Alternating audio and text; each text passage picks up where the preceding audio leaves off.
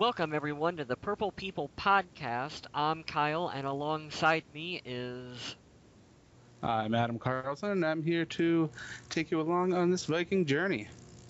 Yes, this is the first time that we're doing this podcast, so you'll have to maybe bear with us a little bit if we don't sound like we know what we're doing, because we don't know what we're doing, but we have some good topics that we want to get to. I think we're going to start off first is let's tell everyone in the Facebook group as to why we started doing this.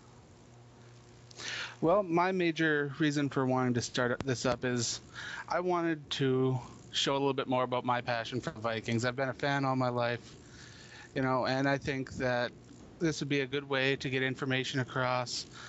To me, it's a lot more personal and a lot better way to do that than just typing in some group.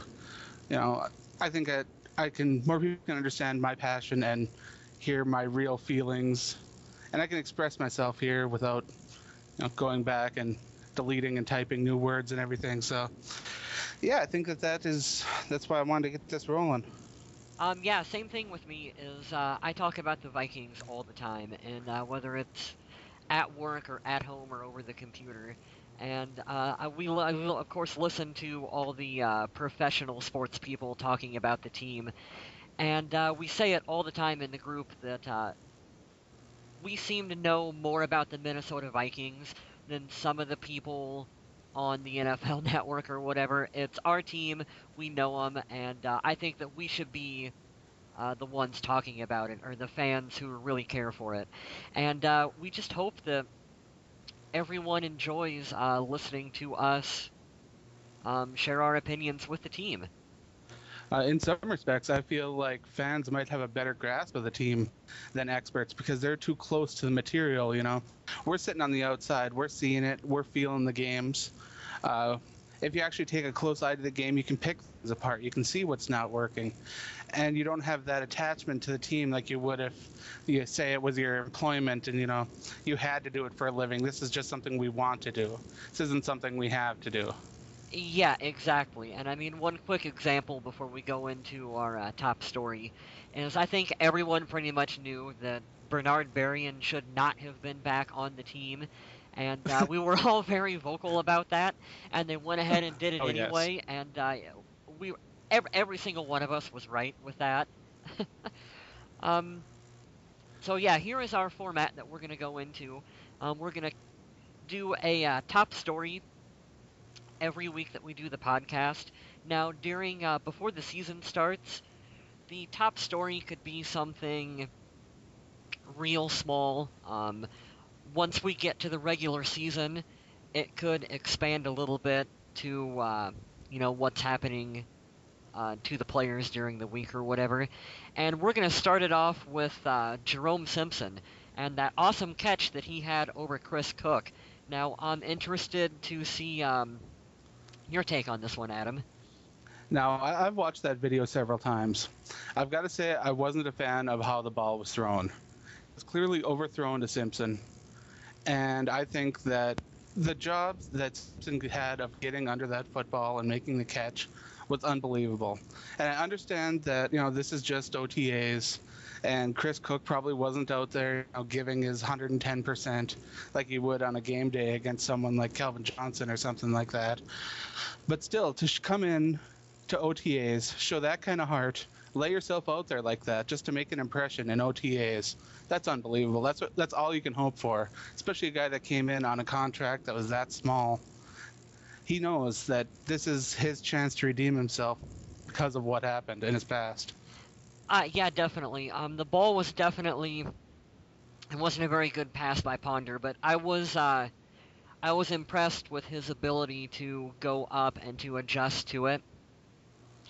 And he wasn't. Yeah, it was okay. Chris Cook hasn't played football in what, a year Yeah, or so he's had some because time off. yeah, his time off because of the suspension and whatnot.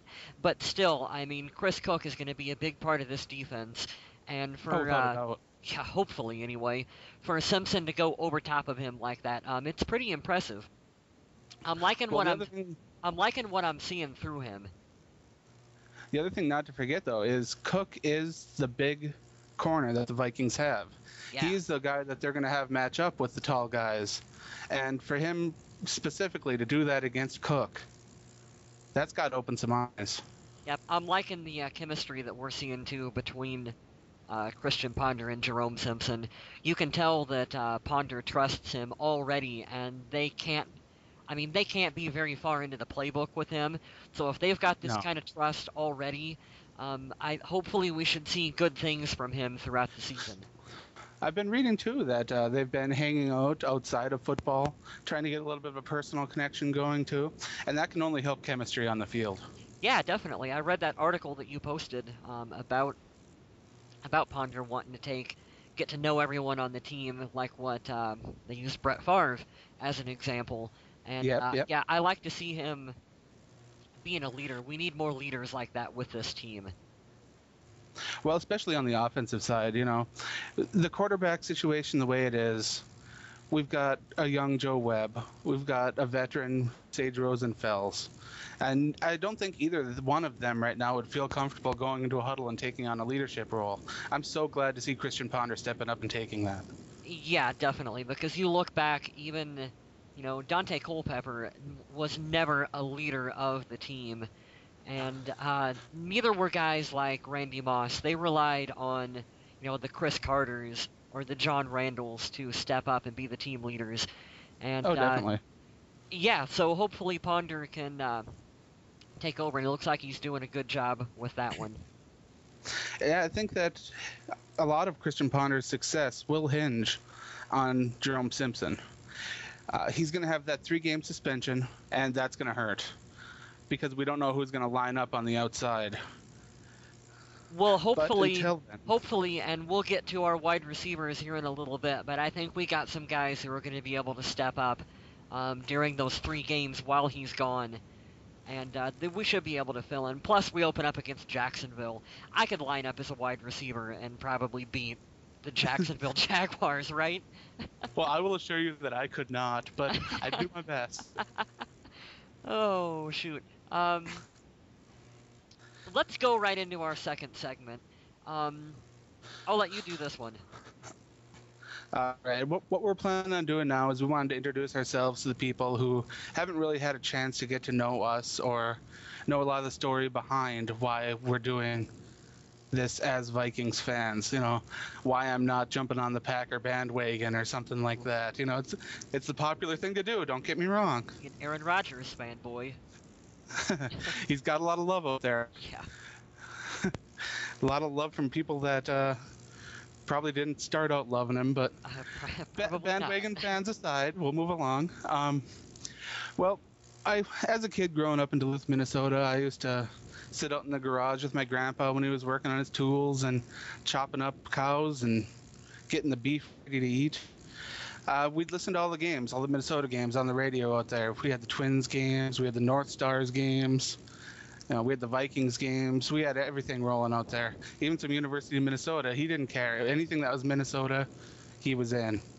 I'd sit out there with him, and I'd try to learn what he was doing.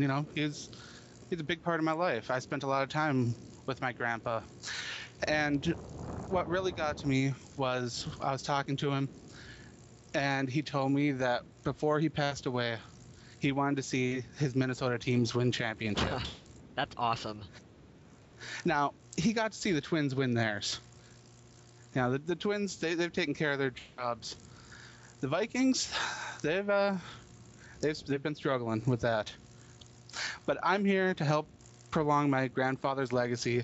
I'm here for the long haul. I want to see the Vikings bring home that championship for my grandfather. That's what I want. That's an awesome story, Adam, and mine sounds like just absolute crap compared to that one. Um, that's really is a cool story, though. I like that. Mine is a little bit, actually, a lot different. Everyone in my family is a baseball fan, Ah, and because of that, because of where we live in Iowa, the only baseball team that people pay attention to is the Minnesota Twins. Now, when I was getting old enough in like the fifth or sixth grade to, start watching sports and be interested in it, I learned really, really quickly that I do not care about baseball. Um, no. but I, but I did find football on television, and I'm like, oh, this is it. This is my sport. This is what I love. And so, because everyone was a Minnesota Twins fan in my family, it just kind of made sense for me to follow the Minnesota Vikings because they're from the same state. Now Oh, naturally. Yep. Now what really hooked me was in the '98 team. I had started following the Vikings, I think 2 or 3 years before that, but when the '98 squad hit, that definitely cemented me being a fan of the Minnesota Vikings. Oh, without a doubt, that was a roller coaster of a year right there. Yep. I will never forgive Gary Anderson for that one. But there is one other disclaimer I want to throw out there. Now, I am no longer from Minnesota. I live in Michigan. I'm here in the land that's half Packer fan, half Lion fan. I'm right in the middle of this whole mess, and I'm still representing the Vikings colors. I'm still, wearing my jersey out proudly. Now, even though, the Vikings didn't win a division game last year, I don't care. They're still my team. Very nice. I live in central Iowa, and it's a lot of Vikings fans and Packers fans, you get a couple Chicago Bears fans just kind of sprinkled out. So you don't have to deal with those Lions fans, huh? No, not too much, especially in recent years when they've been so bad. I don't even think that Lions fans wanted to admit that they were that they were Lions fans, but Every year it was Super Bowl, SUH. Yeah, it's awful. uh-huh. Good thing there aren't too many Vikings puns, but the media sure took care of that when they drafted Ponder. It was Ponder this, Ponder that. Oh yeah. I still get angry when they talk about him being a bust already for the team, and it's like Too soon. he hasn't even had an opportunity to be a bust yet. He hasn't had an opportunity to really do anything yet. Way too soon. Yep. But we'll discuss more about Ponder pretty soon here. Should we move on into the first topic of discussion? Yeah, I'm thinking so. This will be a fun one. All right. The first main topic that I wanted to discuss was Chad Ochocinco. Now, I've been hearing a lot ever since he got released from the Patriots that Vikings fans were interested in bringing him in and giving him a tryout. Now, I understand that people see him as what he was.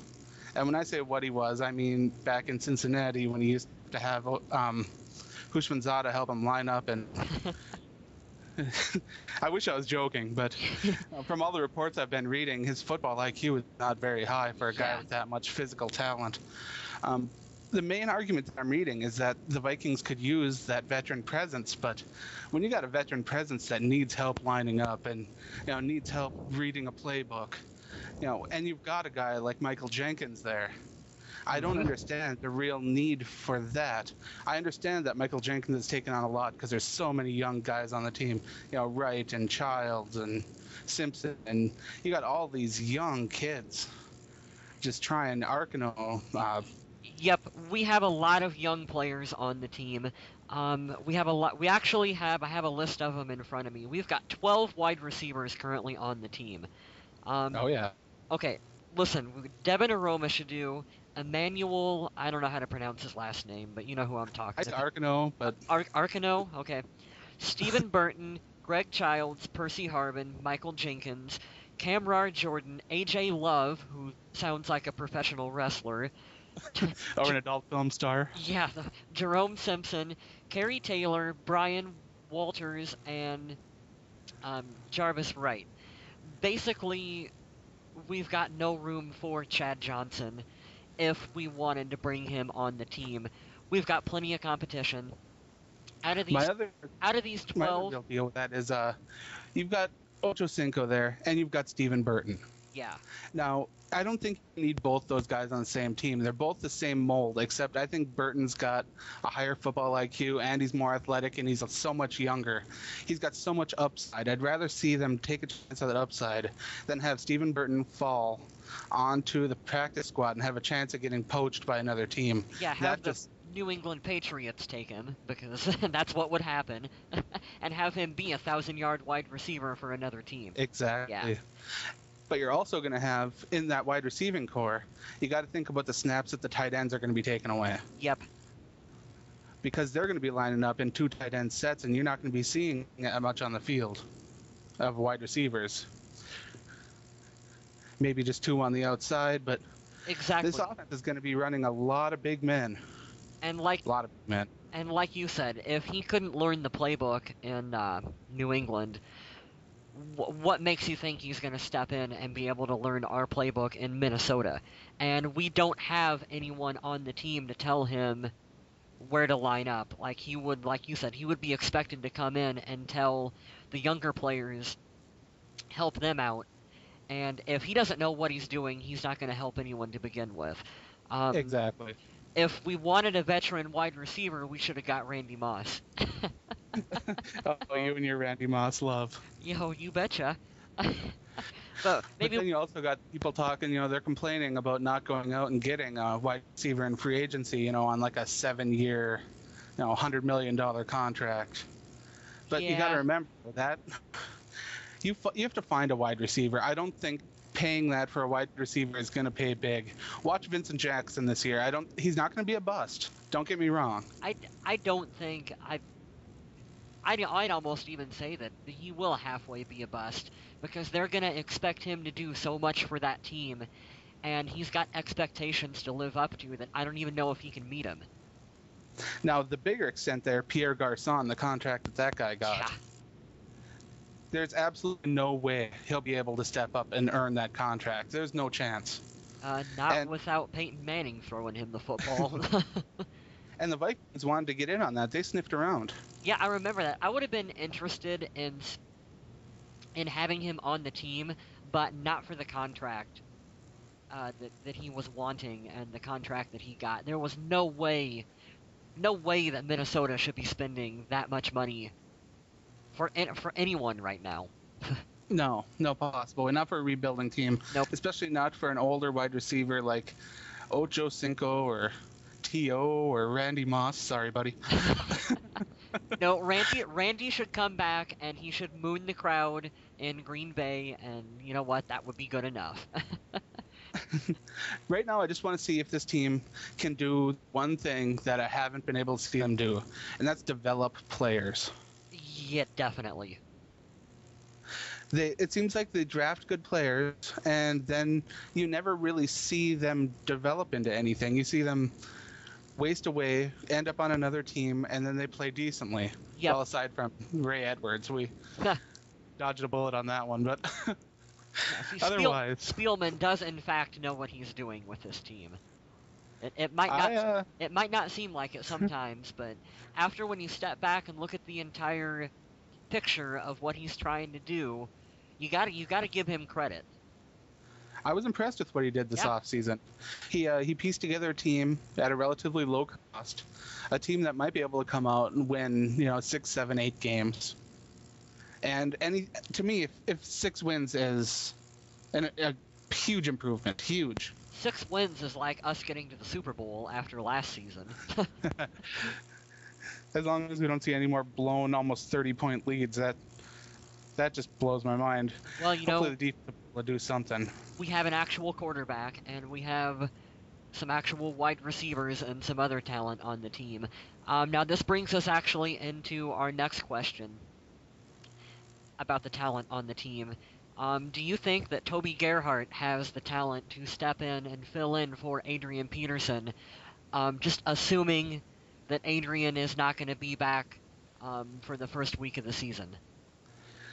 All right, so we're going to assume that his injury will take another couple weeks to heal. I'm not going to assume he's going to start on the PUP list. I don't think it will have to wait until week 6 to see him. But he may be either in limited capacity or he might end up sitting out a game or two. Yeah, because I don't want to see him blow that knee out by coming back week 1, and then that's it. His career is over with. No, I've been watching his training videos, and he's working hard. And when I'm watching that video, all I'm thinking is, oh, man, all it takes is one wrong shift, one pop, and yeah, I know. Terrifying. He shouldn't be racing Percy Harvin up hills. He should be, rehabbing and taking it a little easier. But I guess he knows better than what we do as to what he's capable of doing right now. So the man is a freak of nature. I'm not trying to second guess him, but yeah. All I know is, wow, it's unbelievable for him to be doing what he's doing right now. Yeah, but let's get back to the question here. Yeah, let's get back to Toby. Now, my main concern isn't Toby Gerhart. I think he'll be able to step in. He'll be able to get the 5 yards of carry behind this new offensive line. And I think that even if he can get 4 or 5 somewhere in there, 4.5 yards of carry, that's fine. What my concern is his backup. Oh, good point. Now, when you're going down to the third string, you're looking at guys like Todman. Now, I don't know a whole lot about Todman. I haven't seen a whole lot of him in action, and I don't know Hilliard. I don't know. Yeah, he Hilliard. was the one from Miami, right? Right. Yep. See, I've been seeing all these names, but the pronouncing them, I haven't done a whole lot of research on. Yeah, saying them out loud is a lot different than typing them into the Facebook group. Oh, without a doubt. Yeah. But I'm worried about that. The third down back and when he needs a rest, who's going to come in? Because I don't see them going with a fullback. Because to be honest, Toby Gerhart looks like a big fullback. Yeah, pretty much. And I loved their draft pick this year in the 4th round. Red Ellison, love him. Yep, I'm excited fan. to see what he's going to do. I think good things coming from Rhett. I think that he might be one of the ones to come in short yardage situations and just plow holes through people. That would be we need that. We need someone to come in. Even when Adrian is healthy, we need someone else who can come in on those short yard situations and just pound the ball just right straight forward. And of course, when Adrian does get back healthy, that role will revert to Toby Gerhart. Right. Now, I think, and let's even go worst case scenario here. Let's see Adrian doesn't get back until week 6. He can carry the team. It's going to be a different style than what you're used to with Adrian. You're not going to see Toby get out there and all of a sudden pop a 30-yard run. He is going to be a lot of 5-yard gains, maybe a 10-yard gain, a 3-yard gain.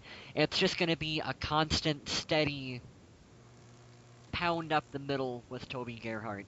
Yeah, Toby won't be he won't be juking, he won't be spinning. He's going to be lowering his shoulder and running through. Yep. He's a power runner. That's what he is.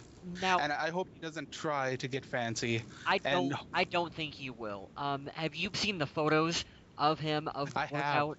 Have. Yeah, he looks like he is built like a linebacker. He has put on a lot of muscle. Yep. And to be honest, I don't know, man. Taking him down, I hope he got a solid tackler going after him because it won't be easy. Yep. And you know what? We can always line up Percy Harvin if we're on. Oh God. Well, but you've seen how well Percy did it last season, just lining up just as a straight running back. I know they want to get him his touches. Every time. As a receiver. Every time he lines up in the backfield or returns a kick, I'm holding my breath. He's gonna get hurt. Yeah, I know, but he can do it. He can do it if called upon. You know, we've got him. I don't know. I'd rather see a small name back come in. Other than Percy. Yeah, because our offense, passing-wise, pretty much has to run through Percy Harvin. I understand that not every team can have a Darren Sproles kind of guy. I get that. But boy, would it be great.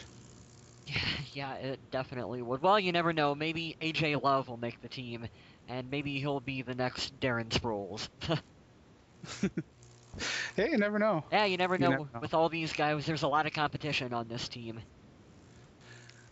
It's going to be interesting to see who makes the final roster.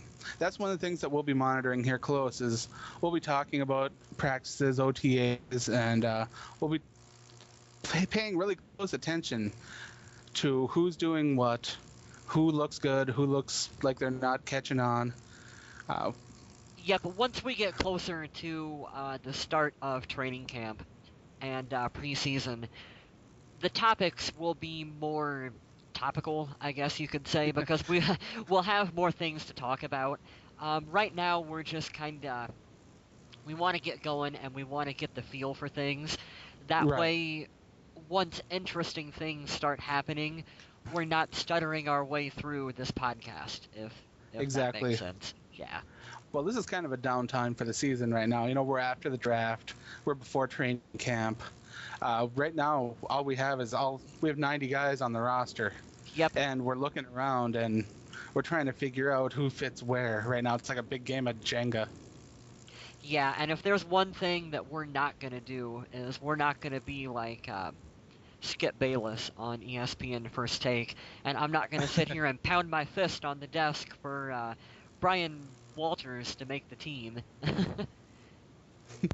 Oh, I'll put my fist for a couple guys. I'll go Skip Bayless on you for Red Ellison. I'll do it. Well, I think he's pretty safe bet to make the team considering we drafted him. Because if Jerome Felton makes the roster as a fullback, and Ellison doesn't, Yeah. I will be so mad. Don't think that's gonna happen. I really hope not. I'll flip out, and you guys will be firsthand to hear it all. I might even drop an F-bomb. I'll try not to, but we'll see. Yeah, that's another thing. We're trying to keep this, I think we said, like PG-13 is the rating for it. But let's say that we're in week 7 and something just absolutely horrible happens to the team. There's no guarantees that I won't get really worked up over something. And yeah. We're gonna try our best to keep our calm, keep our cool. Yep. I think that pretty much does it for our first episode of the podcast, unless there's anything else that you have to say here before we close it out. I just wanted to thank everybody for tuning in and give us a shot here. This has been something that we've wanted to do for a while, and we're just finally getting going with it. We have a Facebook group. We have links pretty much everywhere you can find them, so they won't be too tough to find. Or you can just go in Facebook, Purple People Podcast. That's us. That's an easy way to get a hold of us. Just drop us a line, say, hey, I enjoyed the show, or hey, you guys talk like retarded monkeys. We'll probably get a lot of that. Yeah, I'm waiting for that one. Yeah.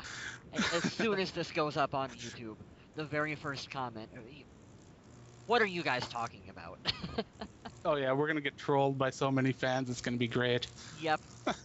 I'm not even going to read the comment section. Oh, I'm going to. I'm going to cry myself to sleep at night. Yep. Yeah, I think that'll do it. So we will be back next week with some new topics. I hope you guys enjoy the show. We will see you all later. Thanks again, everyone. Yep, bye.